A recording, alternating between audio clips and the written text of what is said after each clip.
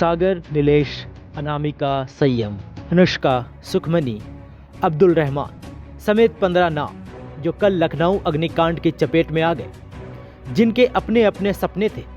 किसी ने करियर की शुरुआत की थी, कोई परिवार की उम्मीद था, कोई अपने माता पिता का सहारा बनने की तैयारी कर रहा था। लेकिन कुछ मिनटों में ही सब खत्म हो गया। इन लोगों की मौत ने एक बार फिर से सिस्टम पर सवाल खड़े कर दिए हैं, और यह सवाल है कि कब तक इस तरह से मासूम लोगों की जान जाती रहेगी। लेकिन उससे पहले हम आपको इस अग्निकांड की पूरी कहानी बताते हैं कि कैसे कोचिंग में ये आग लगी और देखते ही देखते इतनी तेजी से कैसे फैली, और फिर उसके बाद क्या क्या हुआ। शुरुआती जांच के मुताबिक बाहर लगे बिजली के खंभे में शॉर्ट सर्किट से चिंगारी उठी और वही आग की बड़ी वजह बनी। ये चिंगारी निचले हिस्से से तेजी से ऊपर फैली, फिर पूरी इमारत में काला और जहरीला धुआं भर गया, जिससे अंदर मौजूद लोगों को निकलने में भारी दिक्कत हुई।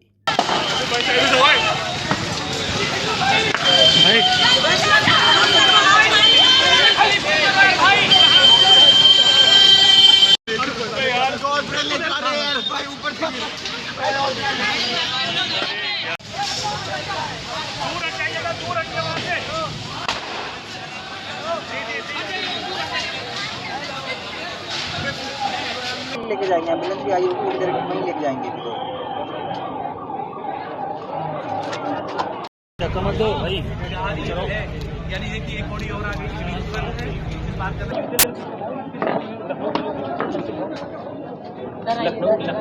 रिपोर्टों के अनुसार दोपहर के वक्त बाहर लगे बिजली के पोल में अचानक धमाका हुआ और शॉर्ट सर्किट से तेज चिंगारियां निकली। कुछ रिपोर्टों में यह भी कहा गया कि आग निचले हिस्से के सामान में लगी और फिर ऊपरी मंजिलों तक पहुंच गई, क्योंकि नीचे फर्नीचर का दुकान था, जिसकी वजह से आग अचानक से फैल गई और भयानक रूप ले लिया। इसके साथ ही ये भी दावा किया जा रहा है कि इमारत में वेंटिलेशन कम था, इसलिए धुआं तेजी से भर गया और अंदर फंसे लोग घबरा गए। लोगों को सांस लेने में दिक्कत होने लगी। जान बचाने के लिए बच्चे वॉशरूम में छिपे, लेकिन धुएं की वजह से उन्होंने वहीं दम तोड़ दिया।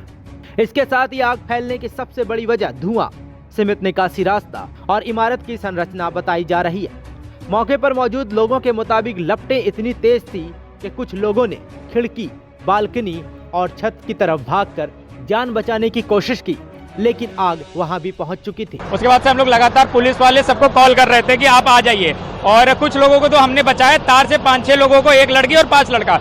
बट आग लगने के बाद फिर एक आदमी ऊपर से सीधा नीचे कूदा, जिससे उसकी वजह से रीढ़ की हड्डी टूट गई और उसके दोनों पैर में चोट लगा। फिर उसके बाद 15 मिनट तक कोई नहीं आया। पुलिस वाले आए, इधर उधर राउंड मारे, उन्होंने फिर फोन किया, क्या किया, उसके बाद आए। तब तक आग पूरी लग चुकी थी और अंदर कम से कम 4 से 5 लोग या उससे ज्यादा भी आए, और मुझे तो नहीं लगता वो बच पाए होंगे। अभी लोग फंसे नहीं हुए, वो चले गए भाई। अब वो उनको फंसना नहीं बोल सकते हम लोग। जो फंसे थे वो बच गए, और जो नहीं आ पाए वो भाई क्या बोलूं अब मैं। घटना के बाद फायर ब्रिगेड और पुलिस मौके पर पहुंची और रेस्क्यू ऑपरेशन शुरू किया, लेकिन चश्मदीदों का कहना है कि आग लगने के कम से कम 40 मिनट बाद फायर ब्रिगेड की टीम घटनास्थल पर पहुंची, जिसकी वजह से आग काफी ज्यादा फैल चुकी थी और कई लोगों की जान भी जा चुकी थी। 2:30 बजे करीब मुझे फोन आया कि पापा यहाँ आग लग गई, मुझे आके बचा लीजिए। तब हम लोग आलमबाग बस अड्डे से चले हैं, तब यहाँ पर पहुँचे तो यहाँ देखा कि जो है रास्ते में हमने जो है दमकल वगैरह को फ़ोन भी किया, सब कुछ किया, लेकिन जो है जब यहाँ देखें तो काम चल रहा था, लेकिन यहाँ ये पता लगा कि गाड़ियाँ वगैरह देर से आई हैं।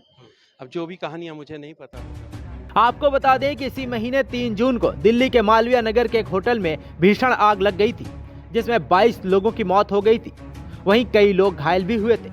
उस मामले में भी शुरुआती जांच में यही सब बातें दोहराई गई थी कि शॉर्ट सर्किट से आग लगी है, निकासी के रास्ते नहीं थे, होटल वालों ने सेफ्टी रूल्स फॉलो नहीं किए। लेकिन सवाल कि क्या ये सब जांच हादसे से पहले नहीं हो सकते थे? हादसे के बाद ये भी दावा किया गया कि होटल मालिक को सिर्फ 6 कमरे बनाने की इजाजत थी, लेकिन उसने 25 कमरे बना दिए, लेकिन उससे सवाल करने वाला कोई नहीं था। और अब जब लखनऊ में ये हादसा हो गया है, तब भी यही सब बातें दोहराई जा रही है कि निकासी के रास्ते नहीं थे, वेंटिलेशन की कमी थी। लेकिन बीच शहर में इतने दिनों से यह कोचिंग सेंटर चल रहा था, पर किसी जांच अधिकारी की नज़र इस पर नहीं पड़ी, और इसकी वजह है पैसा। घूस खाने वाले अधिकारी पैसे लेकर चीज़ों को नज़रअंदाज कर देते हैं, और फिर जब हादसा हो जाता है तो जांच के नाम पर 3-4 लोगों को गिरफ्तार करके मामले को हल्का करने की कोशिश की जाती है। इस घटना के बाद भी 4 लोगों की गिरफ्तारी हुई है और तमाम अधिकारी फुर्ती में दिख रहे हैं। सीएम योगी सख्त हैं, लेकिन अब देखना है कि क्या सच में इस घटना पर ईमानदारी से कार्रवाई की जाएगी या फिर इसे भी वक्त के साथ ठंडे बस्ते में डाल दिया जाएगा। आप इस घटना पर क्या सोचते हैं, हमें कमेंट्स में जरूर बताएं। निष्पक्ष मतलब न्यूज़ 24